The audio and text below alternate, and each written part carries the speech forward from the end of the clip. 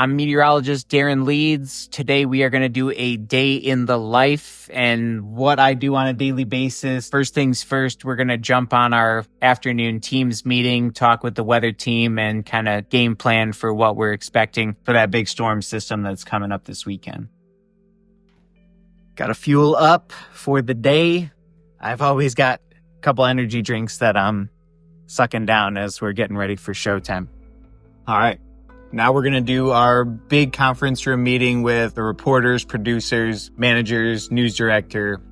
And then once this is wrapped up, we'll go and start putting our forecast together. All right. So now we're going to start looking at some model data. We're probably going to start looking at snow accumulation, just kind of what some of the models are suggesting with the most recent updates. This one always starts on precip type, which is perfect. That's what I need right now. Still getting a good, clear picture on where we're going to see snowfall, where we're going to start seeing some mixed precipitation, and then this darker shade of pink, purplish, that's going to be some of your ice accumulation, and then green in those far southern states, that's going to be just pure rain. Definitely gives you a good idea what we're expecting, and it does actually look like we might see some of that ice work its way into some of our more southern counties. Otherwise, it looks like it's going to be pretty much a pure snow event, which is what we've kind of been anticipating. A little bit more mixing, probably closer to the St. Louis metro. So if people are traveling, definitely want to keep them in mind of what you're going to be encountering as far as road conditions. Then we'll take a look at temperatures. We'll look at winds. Is the snow going to be blowing around?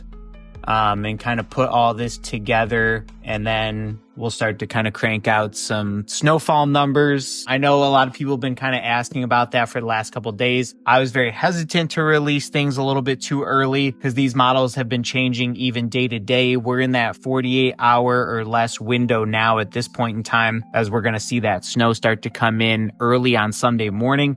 So maybe more in the 36-hour range. So that kind of puts us in a good timeline to start kind of getting an idea of those snow numbers.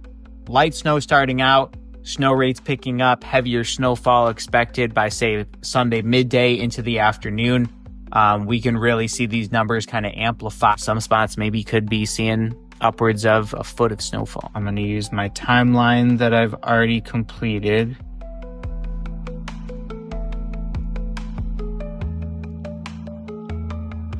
So a lot of people have been waiting for the snowfall totals. I'm finally putting out my numbers right now.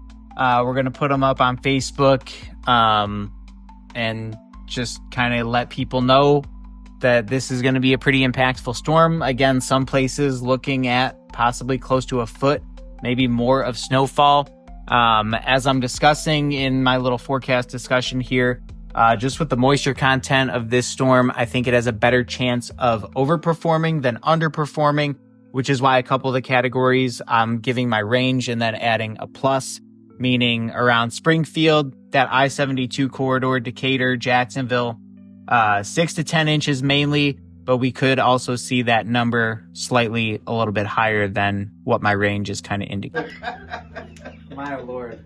Oh yeah, I got to get my time card done.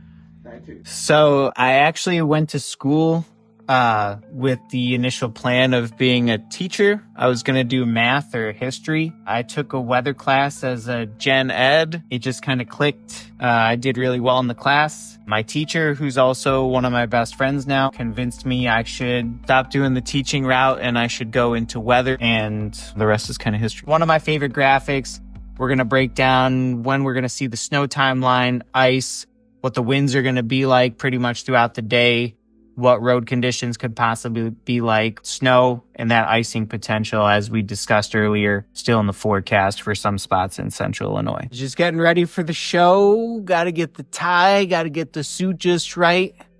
You want to be looking good. So this is the clicker. It's how I control everything. Mainly, I'm just using the second row of buttons, which I can advance through my graphic with set points. I can just skip over stuff. I can go back.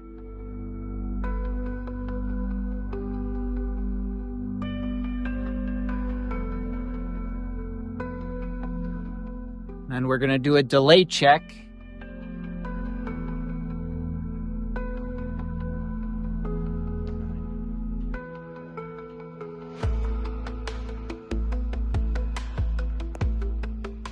to that warning, and likely for us, we're going to get that winter storm warning come tomorrow's forecast. But our biggest impact is going to be as we're going throughout the day on Sunday. All right. And that is the end of the 5:30 show. Time to go get some dinner and take a break. All right, back from break, getting ready for the 9 o'clock show, actually bumping up some of our snowfall numbers as the most recent model updates have come through. And Eliza, actually coming back between the 5:30 show and the 9 o'clock, I have elevated some of our snow totals. I know that's not what people want to hear, but latest model guidance suggests we could see some local heavier amounts. Well, thank you for spending a day with me and joining me for a look behind the scenes. If you have any questions, you can reach out to me on socials. Thanks for watching. Stick around by subscribing today and don't miss a single video.